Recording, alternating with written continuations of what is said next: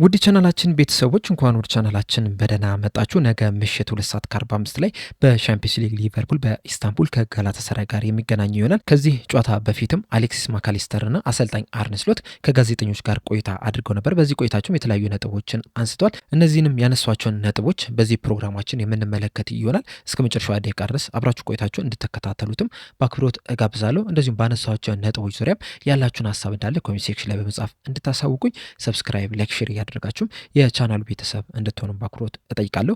አሁን በቀጥታ ወደ ጋዜጣዊ መግለጫው የምንገባ ይሆናል። አብራችሁን ቆዩ። በመጀመሪያም ከጋዜጠኞች ጋር ቆይታ ያደረገው አሌክሲስ ማካሊስተር ነበረ። በመጀመሪያም በጋላታሳራይ ቡድን ውስጥ የተለያዩ በፕሪሚየር ሊጉ የተጫወቱ ተጫዋቾች አሉና የትኛው ተጫዋች አስቸጋሪ ይሆናል ብለህ ታስባለህ የሚል ጥያቄን ተጠይቆ ነበር። በሰጠው ምላሽ ቶሬራ በጣም አስቸጋሪ ይሆንብናል ብዬ አስባለሁ። እንደሚታወቀው ኡራጋዊ ተጫዋች ነው። ኡራጋዊያን እንደዚሁም ላቲን አሜሪካን ደግሞ እንዴት አይነት አጮትን እንደሚጫወቱ ሁላችንም እናውቃለንና በነገው ጨዋታ ላይም በጣም ፈታኝ ይሆንብናል ብዬ አስባለሁ የሚል ምላሽን እሰጥ። በመቀጠልም ዶሚኒክ ሶቦዝ ላይ በሻምፒዮንስ ሊጉ 4 ግቦችን ማስቆጠር ችሏል። አሌክሲስ ማካሊስተር በበኩሉ ደግሞ 3 ጎሎችን ማስቆጠር ችሏል። ዶሚኒክ ሶቦዝ ላይ የትኛው ቦታ ላይ ቢጫወት ትመርጣለህ ተብሎ ተጠይቆ ነበረ። በሰጠው ምላሽ የኔ ፍላጎት ያን ያህል አስፈላጊ አይደለም፣ ዋናውን ነገር ዶሚኒክ ሶቦዝ ላይ የትኛው ቦታ ላይ ቢጫወት ነው ኮምፈርተብል የሚሆነው የሚለው ነገር ነው።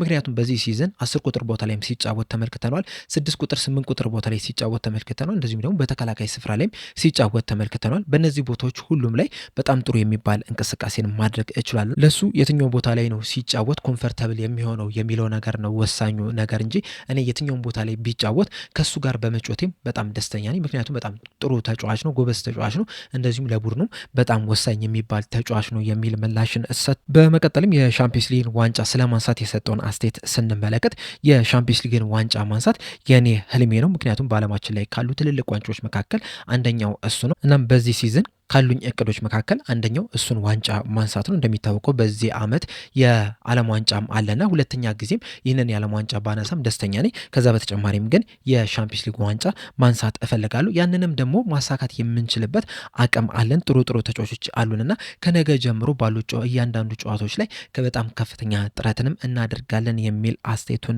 ሰጥቷል። ከዛ በመቀጠል በመሐመድ ሳላ ዙሪያ በሰጠው አስተያየት በተለይ ደግሞ በዚህ ሲዝን ባሳየው አቋም ዙሪያ በሰጠው አስተያየት በዚህ ሲዝን እንግዲህ እሱ ብቻ አይደለም እንደ ቡድንም በጣም ትሪኪ የሚባል ጊዜን እያሳለፍን ነው የምንገኘው። አስቸጋሪ የሚባል ጊዜን እያሳለፍን ነው የምንገኘውና ከዚህ በኋላ መሐመድ ሳላህ በጣም ጥሩ እንቅስቃሴ እንዲያደርግም ከፈለግን እኛም የራሳችንን ጥረት ማድረግ መቻል አለብን። ምክንያቱም እኛም ከፍተኛ ጥረት ስናደርግ ልክ እንዳለፈው ዓመት እሱም ጎል ማስቆጠር ይችላልና ወደ ብቃቱ እንዲመለስ የራሳችንንም ጥረት ማድረግ መቻል አለብን። በተጨማሪም ከዚህ ቀደም መሐመድ ሳላህም በተደጋጋሚ እንደተናገረው ገና ከአዳዲስ ተጫዋቾች ጋር አብሮ መጮት ዙሪያም እንግዲህ እየተማሩ ነው የሚገኙትና እኛም እንደ ቡድንም ከአዳዲስ ተጫዋቾች ጋር አብሮ ስለመጮት እንግዲህ እየተለማመድን ያለ ነው፣ እየለመድን ነው የምንገኙና ከአዳዲስ ተጫዋቾች ጋር አብሮ መጮትን ከለመድን በኋላ እንደዚሁ መሐመድ ሳላም አብሮ መጮትን ከለመደ በኋላ ግን ወደ ብቃቱ ይመለሳል ብለን እንጠብቃለን። ምክንያቱም ደግሞ መሐመድ ሳላ በጣም አስደናቂ የሚባል ተጫዋች ነው። ይህንንም ነገር ደግሞ ያለፉትን ዓመታት ሲተገብረው ነበረና ወደ ብቃቱም ይመለሳል ብለን እንጠብቃለን የሚል አስተያየትን ሰጥቷል። በስተመጨረሻም አስተያየቱን የሰጠው በኮንትራቱ ዙሪያ ነው። እንደሚታወቀው ራያን ግራቨንበርክ ከትናንት በስቲያ ቅዳሜ ምሽት ላይ እንግዲህ ከሊቨርፑል ጋር ያለውን ኮንትራት ማራዘሙ አይዘነጋም። ከዛ በኋላ እንግዲህ አንዳንድ የወጡ መረጃዎች ነበሩ። ሊቨርፑሎች ከአሌክሲስ ማካሊስተር ጋር በኮንትራት ዙሪያ ንግግር ጀምሯል የሚሉ ነገሮችን ስንሰማ ነበርና በዚህ ዙሪያ በሰጠው አስተያየት በመጀመሪያ ደረጃ ራያን ግራቨንበርክ ኮንትራቱን ስላራዘመ በጣም ደስተኛ ነኝ፣ ለሱም እንኳን ደስ አለ ማለት እፈልጋለሁ። ኮንትራቱን ማራዘሙ ይገባዋል ብዬ ነው የማስበው። ምክንያቱም ደግሞ ባለፈው ሲዝን የፕሪሚየር ሊጉን ዋንጫ በምናነሳበት ሰዓት ራያን ግራቨንበርክ በጣም ወሳኝ የሚባል ሚና ሲጫወት ነበርና በዛ ምክንያትም ይህን የኮንትራት ማራዘሚያ ይገባዋል ብዬ አስባለሁ። በእኔ በኩል ግን ያሉን ስንመለከት እስካሁን ድረስ ከክለቡ ጋር ምንም አይነት የኮንትራት ንግግር አልጀመርንም። ነገር ግን ደግሞ ያን ያህል የሚያቻኩለንም ነገርም የለም። ይህ ደግሞ እውነታው ነው የሚል አስተያየትን ሰጥቷል። በአጠቃላይ እንግዲህ አሌክሲስ ማካሊስተር ከጋዜጠኞች ጋር ያደረገው ቆይታ ይህንን ይመስል ነበር። በመቀጠልም አሰልጣኝ አርነ ስሎት ነበሩ ከጋዜጠኞች ጋር ቆይታ ያደረጉት። በመጀመሪያም በቡድን ዜና ዙሪያ ነበር አስተያየታቸውን የሰጡት። በሰጡትም አስተያየት ፌዴሪኮ ኬዛ ትናንትና ምሽት ምሽት ላይ ህመም ስለተሰማው ከቡድን ጋር አልተጓዘም። እንደዚሁም አሊሰን ቤከርም በዛሬው ዕለት በነበረ የልምምድ ፕሮግራም ላይ ወደ መጨረሻው አካባቢ ትንሽ ህመም ተሰምቶት ነበር። ከዛ በኋላ የሜዲካል ስታፉ አባላቶች ተመለከቱት።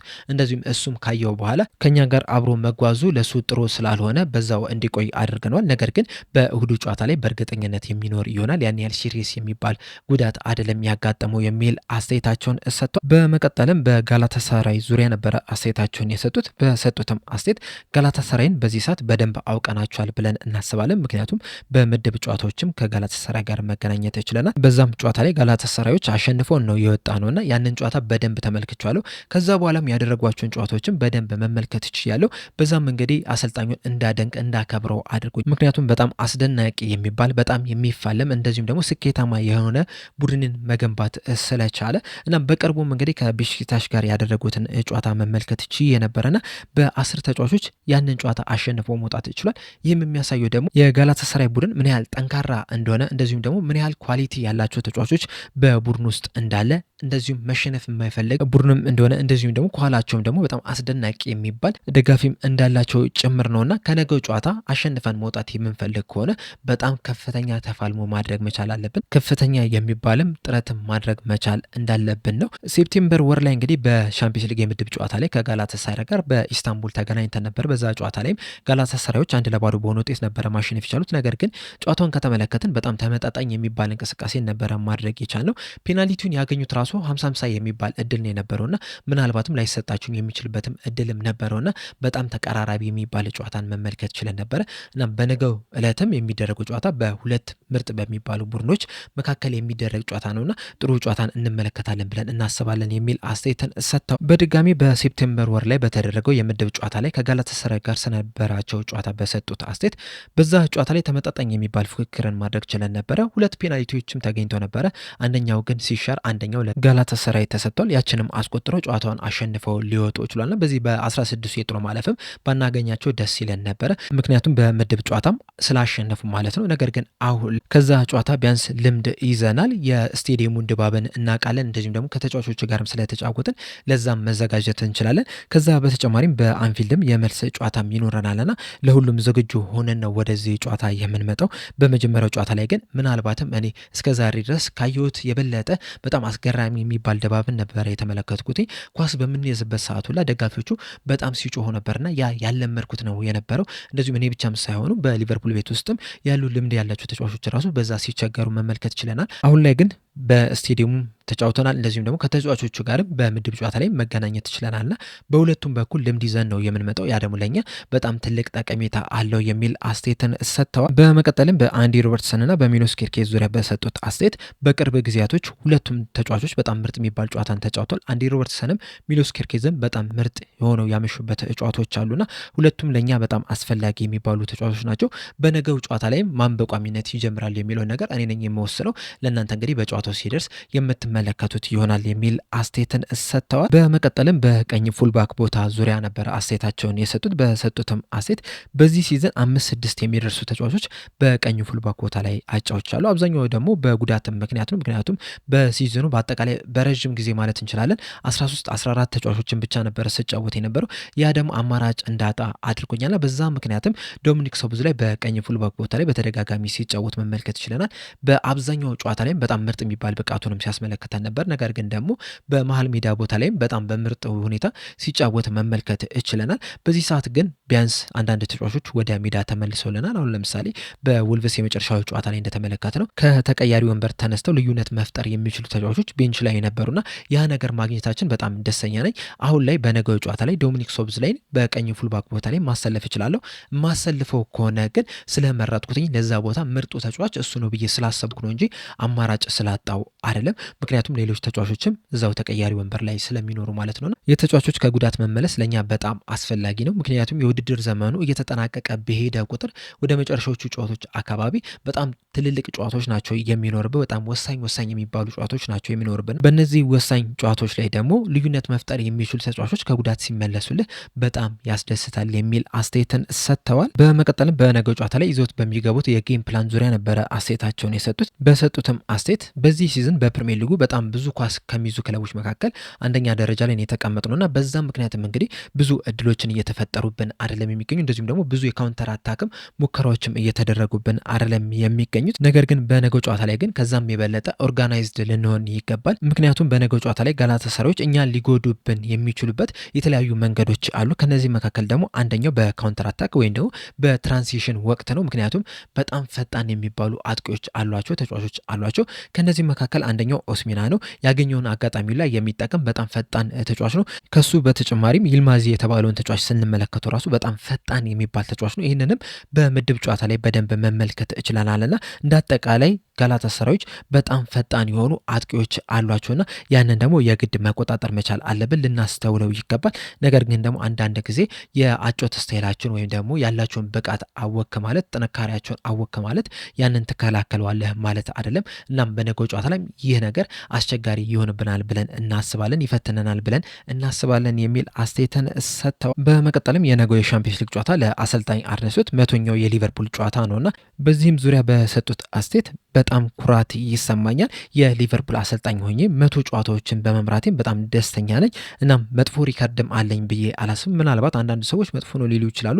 ነገር ግን እኔ በበኩሌ መጥፎ ሪካርድን አስመዝግቤያለሁ ብዬ አላስብም። በዛም በጣም ደስተኛ ነኝ። ጥሩ ስሜትም ይሰማኛል። እንደዚሁም ደግሞ በጣም ጥሩ የሚባሉ ቲሞችም ነው የተሰጠኝ። ባለፈው ሲዝንም በዚህ ሲዝንም ያለኝ ቡድን በጣም አስደናቂ የሚባል ቡድን ነው። ነገር ግን ደግሞ ዋናው ነገር ስለ አሰልጣኙ አይደለም፣ ስለ ተጫዋቾቹ ነው። እናም እነዚህን ተጫዋቾች ደግሞ ላለፉት 99 ጨዋታዎች ሳዘጋጃቸው እንደነበረው በዚህ ጨዋታ ላይም የማዘጋጃቸው ይሆናል እና እነሱም እንግዲህ ፐርፎርም ማድረግ ይኖርባቸዋል። በዚህም ረገድም እንግዲህ በጣም እድለኛ ነኝ። ምክንያቱም በጣም ጥሩ ቲም ስለሆነ በጣም በጥሩ ሁኔታ ፐርፎርም ሲያደርጉ መቆየትም ይችላል። በነገው ጨዋታ ላይ ሙሉ እምነት አለኝ በጣም በጥሩ ሁኔታ እንደሚጫወቱ በሊቨርፑል ስታንዳርድ ደረጃ እንደሚጫወቱም በጣም እርግጠኛ ነኝ የሚል አስተያየትን ሰጥተዋል። በመቀጠልም በኦስሚና ዙሪያ ነበረ አስተያየታቸውን የሰጡት። በሰጡትም አስተያየት ኦስሚና በጣም አስደናቂ የሚባል አጥቂ ነው። በጣም ብዙ ጎሎችንም ሲያስቆጥር የተመለከተ ነው። በጣም ኳሊቲ ያለው ተጫዋች ነው። እናም እንደዚህ አይነት ኳሊቲ ያላቸው ተጫዋቾች ደግሞ ሲገጥሙን ሁልጊዜም ፕሪካሽን ይኖረናል ወይም ደግሞ ትኩረት የምናደርግበት ነገር አለ።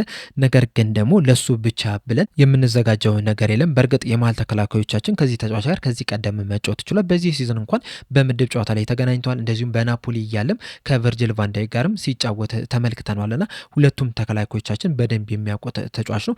ነገር ግን ደግሞ ሌሎችም በጣም ምርጥ ተጫዋቾች በቡድን ውስጥም እንዳሉም ተጫዋቾቻችን እንዲያውቁ እንፈልጋለንና እንደ ቡድን ለጋላታሳራይ የምንዘጋጅ ይሆናል እንዴ አንድ ተጫዋች ላይ ብቻ ትኩረት አድርገን የምንዘጋጀው ነገር የለም የሚል አስተያየትን ሰጥተዋል። በመጨረሻም ቻንሶችን ክሬት በማድረግ ዙሪያ ነበረ አስተያየታቸውን የሰጡት። በሰጡትም አስተያየት በዚህ ሲዝን እንግዲህ ኳስ በመቆጣጠር ደረጃ በጣም ጥሩ ስራን መስራት ይችላል።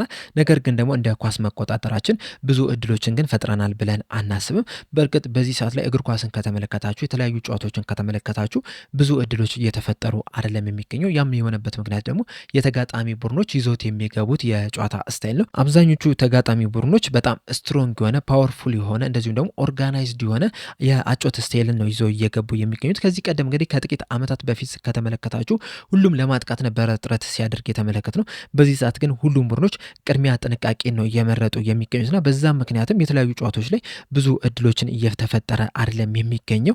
ያም እንግዲህ ለኛ ትንሽ አስቸጋሪ አድርጎብናል። ነገር ግን በእያንዳንዱ ጨዋታ ላይ ግን ተጨማሪ እድሎችን ለመፍጠር የራሳችንን ጥረት እያደረግን ነው የምንገኘው። በእርግጥ በልምምድ ፕሮግራም ላይ ይህን ነገር ላይ እየሰራን አይደለም የሚገኘው። ያም የሆነበት ምክንያት ደግሞ በየሶስት ቀኑ የተለያዩ ጨዋታዎች እየመጡብን ስለሚገኙ ነው። ነገር ግን ባገኘናቸው አጋጣሚዎች ሁላ እንደዚሁም ደግሞ በዚህ ሰዓት በቪዲዮ ሚቲንጎች የትኛው ጋር ማሻሻል አለብን የሚለው ነገር ላይ እየተወያየን ነው የምንገኘውና በእያንዳንዱ ጨዋታ የተሻለ የሚባል የጨዋታ እድልን ለመፍጠር በጣም ከፍተኛ ጥረት እያደረግን ነው የምንገኘው። በእርግጥ በዚህ ሰዓት እያደረግነው ያለነው ነገር ካለፈው ሲዝን ስናደርገው ከነበረው ጋር በጣም የሚመሳሰል ነው። በጣም ፕረስ ለማድረግ ካውንተር ፕረስ ለማድረግም ከፍተኛ ጥረት እያደረግን ነው የምንገኘው። ነገር ግን የተጋጣሚ ቡድኖች ኦርጋናይዝድ መሆን እንደዚሁም ደግሞ የማን ቱ ማን ሲስተምን መጠቀማቸው ለእኛ ትንሽ አስቸጋሪ አድርጎብናል። እንደዚሁም በ11ዱም ተጫዋቾች ሎ ብሎክ ሲጫወቱ መመልከት ችለናልና በዛ አጋጣሚ ደግሞ በጣም ብዙ ቻንሶችን ክሬት ለማድረግ ትንሽ አስቸጋሪ ነው የሚሆነው። አሁን ለምሳሌ ከ10 ዓመት በፊት አንድ የኔዘርላንድ ቡድን